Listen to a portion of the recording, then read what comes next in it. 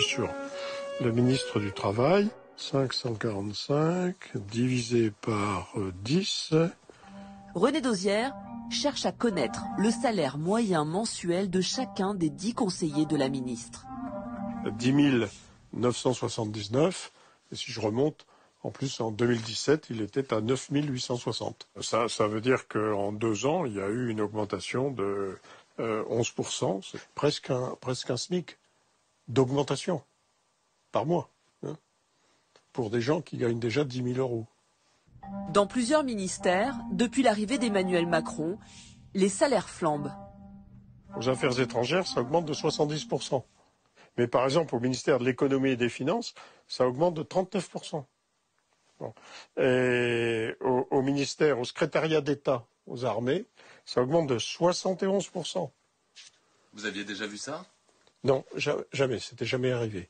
Le premier gouvernement d'Édouard Philippe est le gouvernement où les rémunérations ont été le plus fortes depuis 10-12 ans que ces statistiques existent.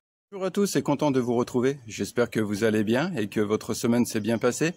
Alors, vous voyez, là je me suis mis maintenant en tenue cool. C'est simplement pour marquer le début de la basse saison touristique. Ça va être très très calme sur le plan économique, donc je vais en profiter un petit peu pour souffler. Alors, je me suis organisé, en fait, je travaillerai le matin. J'assurais les permanences à mon bureau, traiter les dossiers, etc. Et puis l'après-midi, j'en profiterai un petit peu pour souffler. De toute façon, il n'y a pas bien le choix. Je vous avouerai qu'au niveau activité, ça a fortement baissé. Et puis c'est peut-être le moment aussi un petit peu pour souffler, prendre du recul, je dirais planifier un petit peu les projets futurs pour la prochaine saison, bien qu'on ait du mal un petit peu à planifier puisque beaucoup de paramètres incertains sont encore présents. Mais voilà, donc c'est un petit peu les résolutions que j'ai prises dernièrement. Demain, je dois partir sur Dakar récupérer Tidiane, mon fils, donc il va passer les 2 mois de vacances ici. Donc voilà, donc les prochaines semaines seront bien occupées. Autrement, dans cette vidéo, je vais vous donner un petit peu, on va faire un peu le point sur la situation actuelle ici au Sénégal. Je vous donnerai un petit peu les nouvelles qu'on a eues cette semaine, qui étaient quand même, il y en a eu quelques-unes, donc je vais vous relater tout ça. Je vous donnerai aussi des astuces concernant les virements, c'est-à-dire récupérer ou envoyer de l'argent depuis l'étranger vers le Sénégal. Donc je vais vous parler de tout ça tout de suite après l'introduction. Dernière chose, je vous ai mis en préambule une petite vidéo là d'1 minute, 1 minute 10 sur la hausse des salaires dans la fonction publique, et ça parle aussi du ministère des Affaires étrangères où en 2 ans il y a eu une hausse de 70% des salaires. Je me suis dit c'était toujours intéressant de mettre cette petite vidéo, de l'inclure dans la vidéo d'aujourd'hui. Voilà, c'était ma sœur qui m'avait envoyé ça il y a quelques temps de ça et je m'étais promis de l'inclure dans une des prochaines vidéos. Voilà, écoutez, sur ce, à tout de suite après l'intro. C'est parti.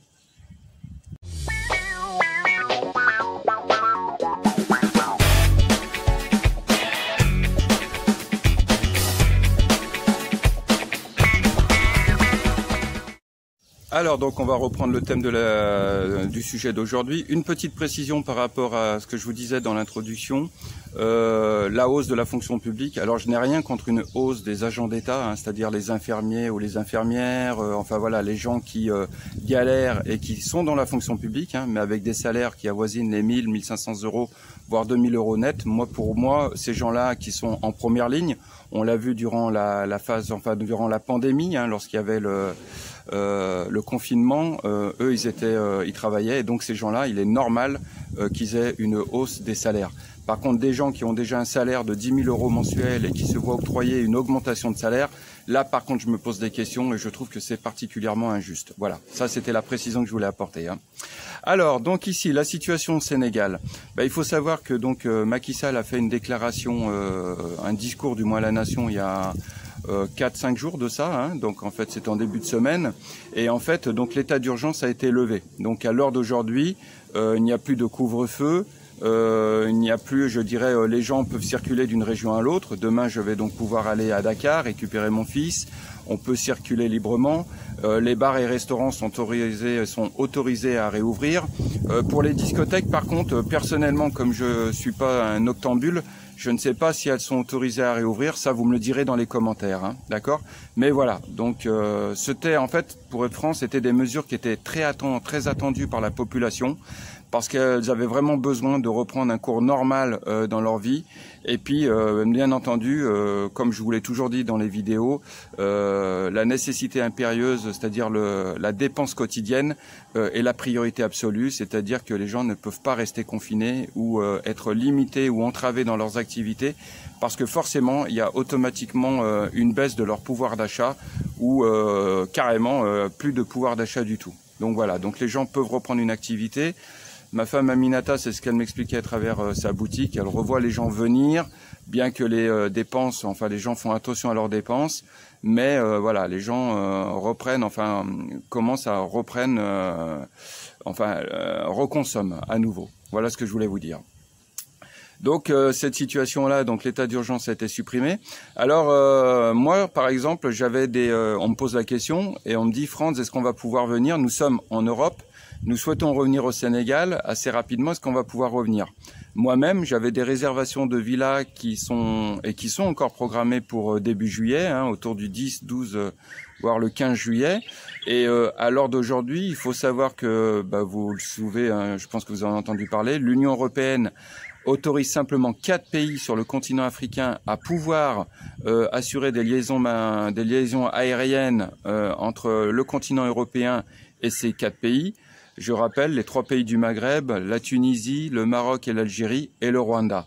Tous les autres pays ne sont pas autorisés à pouvoir circuler et à franchir l'espace Schengen.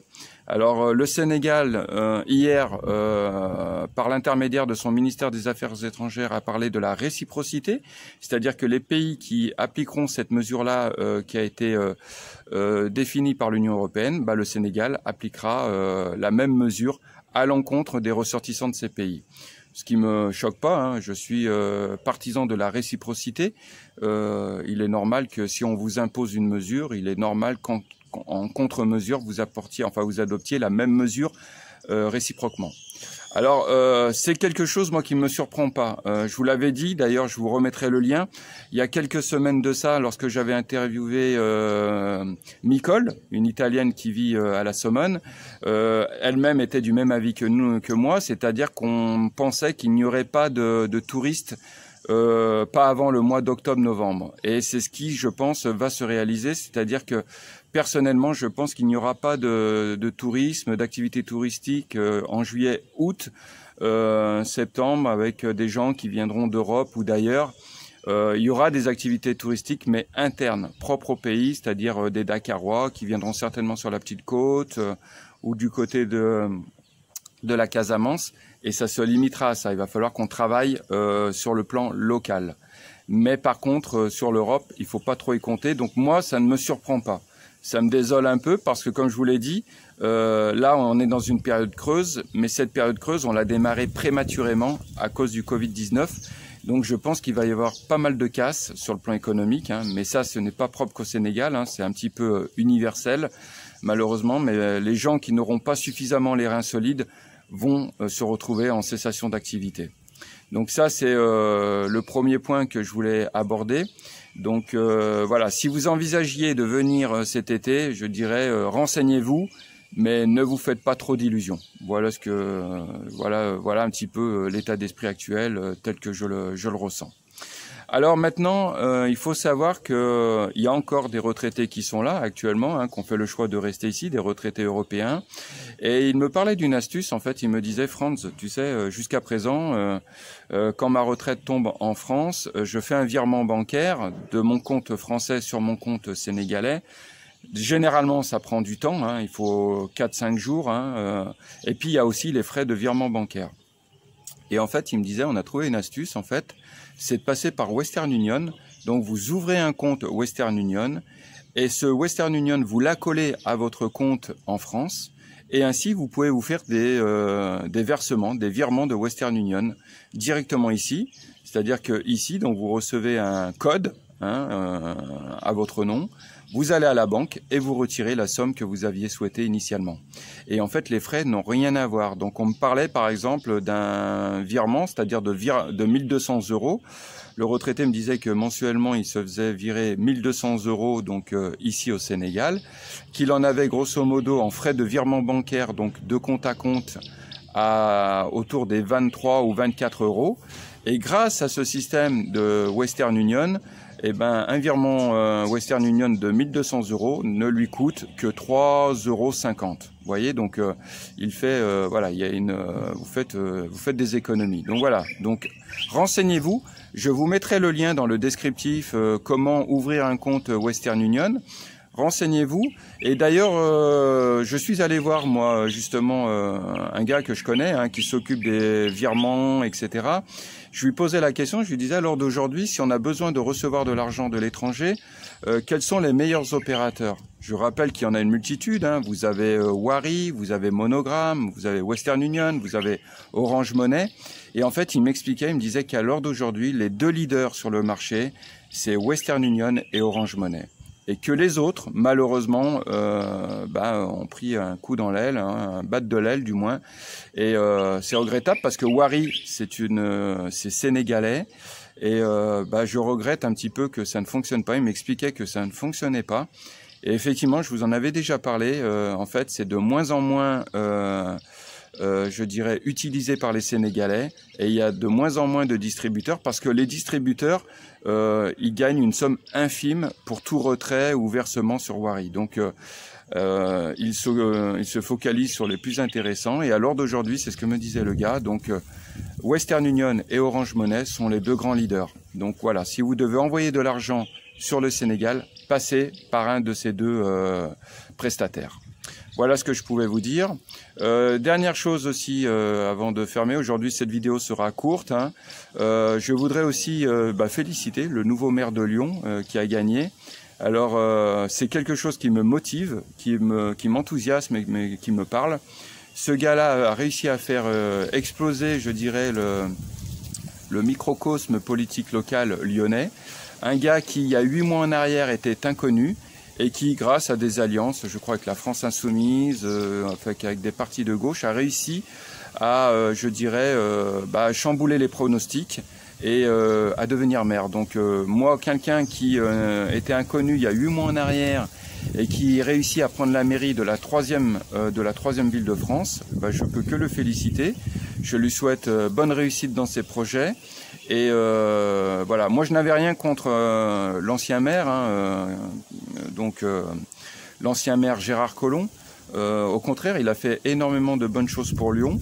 Je rappelle que lui-même, quand il avait été élu, je crois en 2001, ça avait déjà été un chamboulement politique à l'époque, puisque c'était un basculement politiquement, hein, c'était un basculement politique. Donc voilà, déjà lui à l'époque ça avait été un événement, mais ce que je peux lui reprocher, c'est d'avoir cherché à perdurer dans sa fonction, de s'accrocher au pouvoir. Et je trouve ça un peu dommage, voilà. Je pense que c'est une leçon, c'est-à-dire que quand on s'engage dans la politique, il faut savoir que c'est à durée déterminée. On ne peut pas voir ça comme un plan de carrière. Et pour moi, c'est des leçons. Voilà. Donc, pour moi, en tout cas, ça me booste. Ça m'encourage à aller donc aux élections consulaires. Mais en aucun cas, je vois ça comme un plan de carrière. Et puis, le fait d'être inconnu et d'apporter, je dirais, ce vent frais, nouveau, rénovateur, comme ce qui s'est passé à Lyon et je crois également aussi à Bordeaux, ça me motive et ça m'encourage. Donc voilà ce que je voulais vous dire aujourd'hui. Voilà, écoutez, en tout cas de votre côté, j'espère que tout va bien. N'hésitez pas, comme toujours, à m'envoyer des commentaires. J'essaye de répondre à tout le monde, hein, comme toujours, hein, dans un laps de temps de 2-3 jours maximum. Je rappelle que pour l'heure, on va rentrer donc dans une période très calme.